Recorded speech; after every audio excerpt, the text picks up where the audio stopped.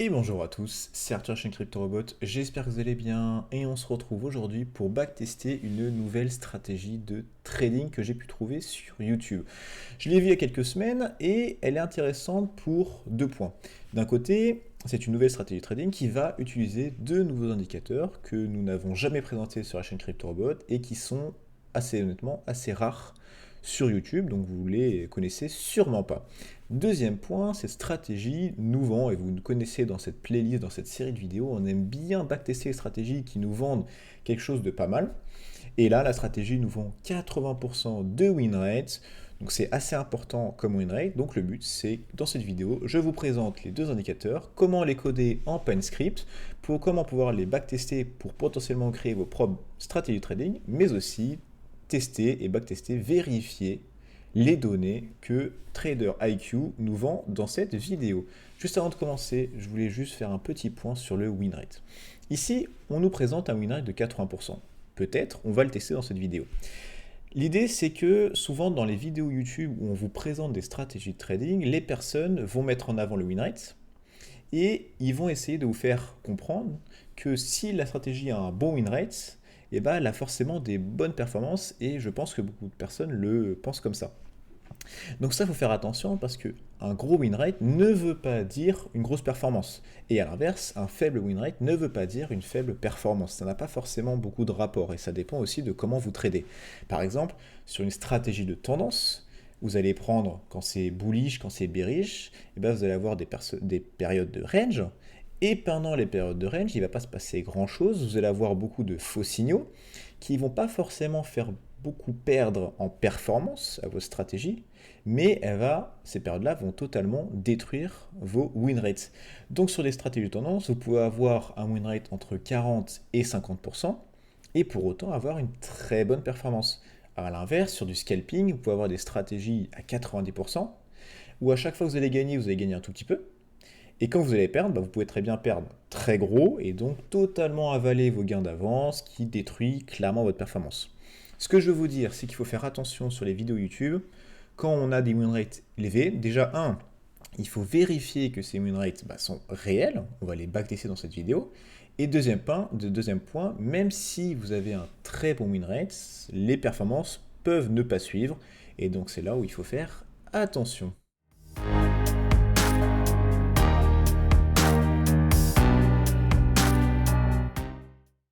Donc on se retrouve sur TradingView où on va vous présenter les différents indicateurs et la stratégie. Comme j'ai pu dire, elle se compose de deux indicateurs. Le premier, qui est cette ligne qui oscille entre vert et rouge composée de plein de petits points, c'est un indicateur qui s'appelle le CTI-LB. Vous pouvez le retrouver dans les indicateurs en mettant CTI-LB, c'est le Coral Trend Indicator de Lazybear. Dans cette stratégie, il va avoir en paramètre 25,04 et vous n'avez pas besoin de coucher ces deux petits points. Le deuxième indicateur, alors vous connaissez de nom, mais là il va l'utiliser d'une manière un peu différente et il va rajouter d'autres choses. C'est l'ADX, normalement vous connaissez, c'est un indicateur qui permet de calculer de la force de la tendance actuelle, mais il n'est pas tout seul. C'est un indicateur qui regroupe d'un côté l'ADX et de l'autre côté deux autres courbes qu'on va appeler DY, ici en vert, ici en rouge, qui elles vont essayer d'étudier la direction de la tendance en étudiant beaucoup plus en profondeur la construction des bougies. Donc on a d'un côté une ligne qui est très honnêtement composée de moyennes mobiles mais aussi un peu d'études et de calculs un peu bizarres. Et de l'autre côté, l'ADX avec les deux petites lignes vertes et rouges sur l'analyse de la traîne, la direction de la traîne et des bougies. Pour rentrer en position, on va avoir plusieurs conditions. Déjà, il faut savoir que je vais tester que sur le long. Il faut toujours tester que sur du long. Si la stratégie marche bien en long, on peut potentiellement intégrer les shorts, mais si ça ne marche pas en long, ça ne marchera pas non plus en short.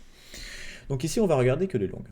Première condition, il faut que notre CTILB soit verte. Ici, elle est verte. Très bien. Deuxième condition, il faut que notre cours fasse un pullback, un rebond sur notre CTILB, notre ligne verte. Par exemple, ici on aurait un potentiel pullback, là aussi, là aussi.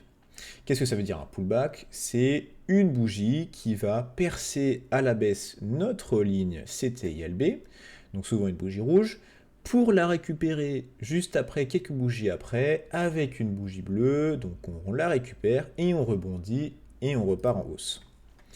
Troisième condition, il faut que notre ADX, donc notre ligne bleu-violette, soit supérieure à 20. Pourquoi supérieure à 20? Tout simplement parce que notre ADX, si il est supérieur à 20, ça veut dire qu'on a une certaine force dans la tendance actuelle. On ne sait pas de quel côté est la tendance, mais on a quand même une tendance qui est plus ou moins forte parce qu'elle est supérieure à 20. Donc il faut que notre ADX soit supérieur à 20. Ici, ça fonctionne. Il faut que notre ADX soit dans une tendance haussière. Ça veut dire que l'ADX qu'on étudie à la bougie actuelle soit supérieur à la valeur de l'ADX à la bougie d'avant. Ça veut dire que l'ADX est en train de grimper, donc la tendance commence à prendre de la force, donc c'est bon. Ici, vous voyez bien que notre ADX ici est plus bas que là, donc c'est bon. Dernière condition, il faut que notre ligne verte qui représente la tendance haussière soit supérieure à notre ligne rouge. Si elle est supérieure, ça veut dire que la tendance haussière est plus forte que la tendance baissière, confirmée par l'ADX qui est positif au-dessus de 20, donc ça veut dire qu'on a une certaine force dans la tendance haussière parce que vert au-dessus de rouge, plus pullback sur le CTILB, donc normalement on aurait une tendance haussière avec un rebond. Dès que toutes ces conditions sont réunies, on peut rentrer dans le marché avec un long. Ici, on casse, on récupère sur cette bougie-là, donc on va ouvrir sur le close, donc le open de la nouvelle bougie, juste là. Et après, on va sortir en TP-SL. Pour le SL, c'est assez simple. Alors lui, c'était un peu au doigt mouillé. Mais moi, j'ai considéré que c'était un peu ce qu'il faisait, que ça va considérer au minimum des 5 derniers lots. Donc le minimum des lots des 5 dernières bougies. Donc on prend cette bougie, on va prendre les 5 dernières bougies et on va prendre le minimum des lots, qui est juste là. Donc ça, c'est notre SL. Le high, le TP, ça va être un peu différent. Alors, lui, c'était un peu différent. C'était 1,5 fois le SL. Moi, je suis resté sur quelque chose de basique où j'ai dit que ça allait être le high, donc le maximum des highs des 5 dernières bougies. Vous pouvez le modifier, bien évidemment. Mais moins, ça ne perdait pas trop. Et très honnêtement, ça ne change pas forcément beaucoup les TP SL. Donc ici, le maximum sur nos 5 dernières bougies, 1, 2, 3, 4, 5, c'était celui-là. Donc là, ou celui-là, je ne sais plus. Donc on a notre TP juste ici, notre SL juste ici, vous voyez, on rentre en position, on a une très belle bougie, on clôture dans la bougie en TP. On a d'autres exemples, hop, je vais dézoomer un petit peu, j'en ai un juste là, très bien. Je rentre en position ici, pourquoi? Parce que j'ai eu un pullback sur notre CTILB verte. On récupère le CTILB avec une belle bougie bleue, on casse au-dessus, au même moment on a un ADX supérieur à 20, en tendance haussière, plus notre ligne verte qui est supérieure à notre ligne rouge. Donc on peut rentrer en position, on rentre en position, on met le TP au niveau de l'endroit, au niveau du maximum des highs des 5 dernières bougies, on met le SL au minimum des lows des 5 dernières bougies, donc la bougie celle-là, et au final, on voit qu'on arrive à sortir avec notre TP, parce qu'on était hop, juste là. Voilà, c'est notre 5e dernière bougie qui correspond à notre maximum. Nous allons regarder un petit peu le code. On va partir avec 1000 de départ et on va aussi appliquer des commissions de 0,07. C'est les commissions par défaut de FTX. Si vous voulez les réduire, soit vous stackez des FTT, donc ça va les réduire progressivement, soit vous passez par notre lien d'affiliation CryptoRobot à l'inscription, ce qui vous fait réduire de 10% vos frais, ce qui est clairement pas négligeable parce qu'ils vont avoir un impact assez significatif sur la performance. On va voir ça juste après. On a donc deux indicateurs qui ont des paramètres. Le CTILB a 4 paramètres, vous avez vu avant, on a le 25, le 0,4 et 2 false que vous pouvez modifier. Si vous modifiez ça, ça va changer la sensibilité un peu plus réactif ou non de l'indicateur. Donc potentiellement changer vos performances. L'ADX a 2 paramètres que vous pouvez aussi modifier. Ensuite, on a la période d'analyse que vous ne touchez pas. Vous pouvez définir dans le petit rouage du début si vous voulez étudier votre stratégie sur une certaine période donnée. Ça permet d'un peu mieux tester. On va plutôt passer aux indicateurs. Les indicateurs, on a encore une fois d'un côté le CTILB, de l'autre côté l'ADX-DI. Pour les mettre dans ce code général, j'ai tout simplement copié-collé le code source des indicateurs de PineScript directement sur TradingView.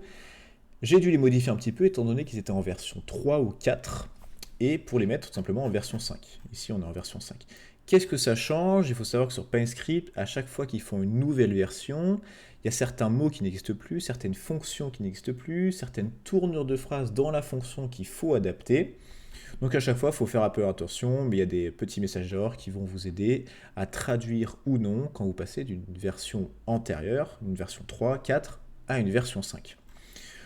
Ici, bon, c'est l'explication du CTILB avec, vous pouvez retrouver la fameuse couleur soit verte, soit rouge de notre indicateur. Ici, la DXDI avec d'un côté notre ligne verte, notre ligne rouge et notre ligne ADX.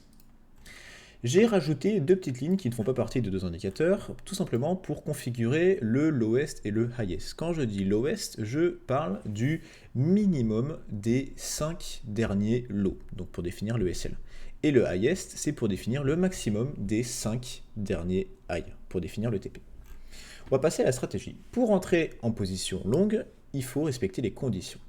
La première condition, c'est ce petit truc qui n'est pas forcément très compréhensible, mais quand on remonte un peu en haut, il correspond à cette condition pour définir ou non la couleur de notre indicateur. Je vous ai dit, pour rentrer en longue, il faut qu'on soit en couleur verte.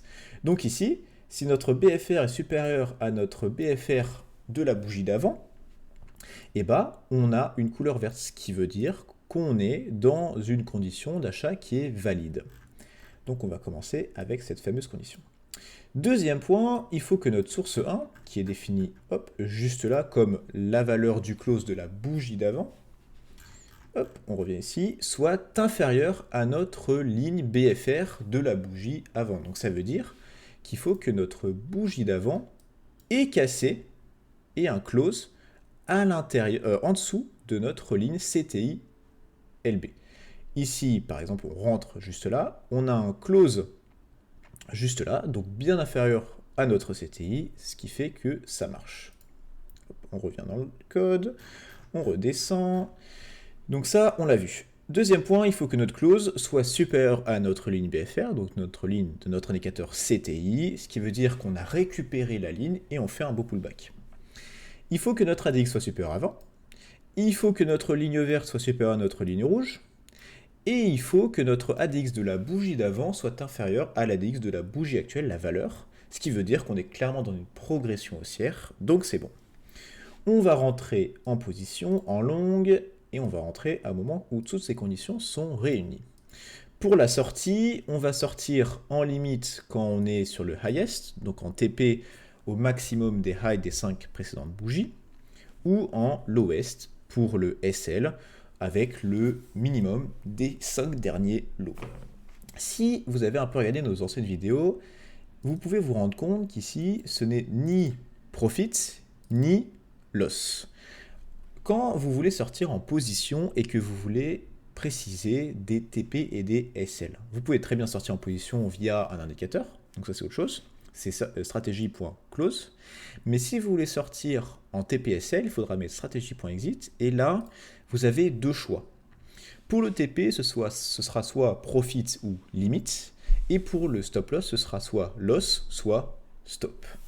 À quoi ça correspond?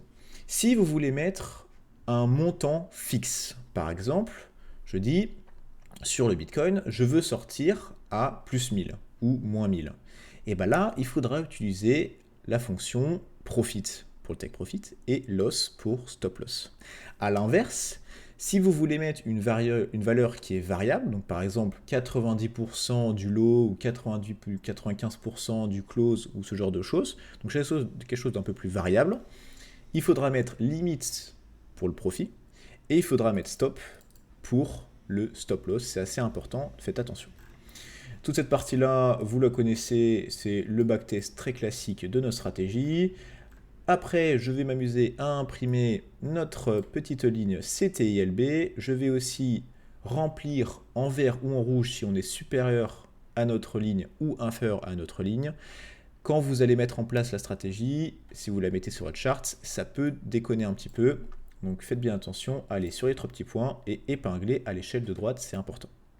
Hop, on revient. Et enfin, j'affiche ma stratégie et les performances, et c'est ce qu'on va regarder. Ici, on est sur un time frame 1 heure, c'est ce qu'il a fait dans sa vidéo. En time frame 1 heure, on est passé de moins 28, le buy and hold est à moins 28% et nous on est à 2%. Donc ici on a un exemple où ça marche bien, on sort avec un profit de hop 1%. Si on dézoome un petit peu, ici on était sorti avec un profit de 0,42%, mais quand on dézoome, on se rend compte qu'il n'y en a pas non plus énormément. Je crois qu'il y en a un au tout début qui est juste là, je ne sais pas comment on sort sur celui-là, hop. Sur celui-là, on va sortir en SL, donc à 0,46%, une perte de 0,46%. Mais vous vous rendez compte que sur l'horaire, on a très peu de positions. Et c'est un peu le problème. On va ouvrir le compte-rendu de la stratégie. On va rentrer là, testeur de stratégie. Vue d'ensemble. Vue d'ensemble, vous voyez bien que ça performe un petit peu, mais on a très peu de positions. En effet, on a eu 11 positions depuis le début, ce qui est clairement pas beaucoup. On peut remonter jusqu'au début. La première transaction est arrivée en 2021, le 29 janvier 2021. Depuis, on n'a eu que 11 transactions, ce qui est très très peu. Et quand on regarde un petit peu, même si c'est pas forcément évident de comparer une stratégie avec 11 positions, on se rend compte que certes on est en positif par rapport aux marchés, on a un win rate de 45%, à peu près, parce que je crois qu'on a fait 6 positions gagnantes, 5 positions perdantes. Donc c'est pas 80%, mais d'autre côté, on n'a pas beaucoup de positions. On a un drawdown maximum de 2,55 qui est arrivé sûrement ici, ce qui est ok, mais très clairement, on est sur une stratégie qui ne traite pas, tout simplement parce que les conditions d'entrée sont beaucoup trop strictes et je pense qu'il faut adapter un petit peu. Dans l'idée, moi, si je devais faire quelque chose, je garderais cette histoire de acheter quand on est supérieur à notre ligne et quand elle est verte. Je garderais le fameux pullback. Je garderais cette idée d'ADX supérieur à 20. Ce que je pourrais enlever potentiellement, c'est le fait d'avoir une croissance de l'ADX. Donc ça veut dire, par exemple, si on est sur un ADX à 80, si l'ADX passe de 80 à 78, c'est pas forcément très grave. Donc je pense qu'on peut supprimer cette partie-là.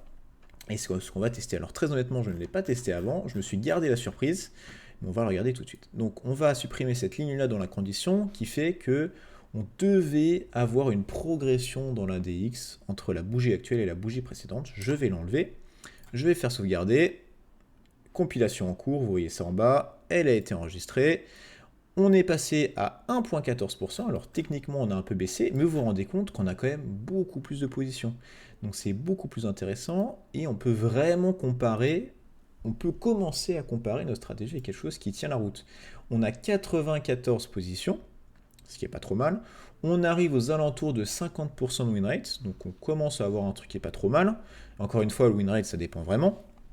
On se rend compte qu'on était assez souvent en positif, même si on a eu quelques mouvements assez forts à la baisse ou à la hausse.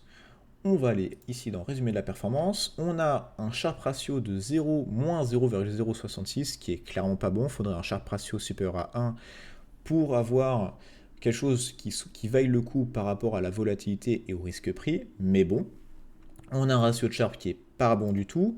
Mais déjà, on a quelque chose qui honnêtement tient la route. Dans cette tendance assez baissière où le marché a perdu moins 28% sur le Bitcoin, cette stratégie-là a gagné 1%, c'est déjà bien, en prenant en compte les frais. Bien évidemment, on a certes un Sharpe ratio qui n'est pas très élevé, mais un win rate qui est assez intéressant, même si ce n'est pas les 80% de win rate. Alors certes, j'ai un peu adapté la stratégie, mais très honnêtement, je ne vois pas comment on pourrait atteindre 80% de win rate, d'autant plus que cette stratégie, dans sa configuration de base, fait très peu de trades. Avec cette analyse et tous ces chiffres qu'on a pu regarder, on se rend compte que la stratégie est ok. Elle se comporte pas trop mal dans ce marché baissier. Il faudrait la tester sur un marché un peu plus haussier, sur du range, bien évidemment. Mais on a, je trouve, un bon début, quelque chose avec un peu d'espoir. Deux indicateurs qui sont, je trouve, assez intéressants. De toute façon, l'ADX, on l'utilise assez souvent. L'ADX couplé avec des lignes qui peuvent nous indiquer un semblant de direction de la tendance, donc une confirmation ou non de la force, ce qui est plutôt intéressant, je trouve. C'est quelque chose qu'on n'avait pas avec l'ADX et cette information supplémentaire nous aide à un peu mieux comprendre. Couplé au CTI qui est une sorte de moyenne mobile qui va aussi nous indiquer une certaine tendance, je trouve ça intéressant. Donc en général, la stratégie ne fonctionne pas comme le présente la vidéo et vous n'aurez jamais 80% de win rate, mais c'est des bases assez intéressantes pour commencer à construire dessus et pourquoi pas développer une stratégie en utilisant soit un des deux indicateurs, soit les deux, en rajoutant potentiellement d'autres, en baissant certaines conditions, en essayant d'avoir quand même pas mal d'entrées en longue, parce que quand vous n'avez que 11, c'est clairement pas suffisant pour l'étudier. Ici, 94, c'est beaucoup mieux. Ce code, vous allez pouvoir le retrouver en lien dans la description. Ce sera sur notre page crypto robot. Je vais la mettre en privé, la stratégie, donc vous allez devoir passer par le lien. Il y a pas mal de problèmes quand on la met en public. Vous pouvez l'étudier, la mettre sur votre graphique, pensez à épingler à l'échelle de droite et potentiellement vous amuser à la backtester et à vous amuser avec. Si la vidéo vous a plu, n'hésitez pas à mettre un like, à vous abonner si ce n'est pas déjà fait, excusez-moi. Si vous avez des questions, n'hésitez pas à rejoindre notre chaîne Discord, on répond à toutes vos questions. Et pour ma part, je vous souhaite une très très bonne journée et on se retrouve très bientôt pour une prochaine vidéo. À toutes.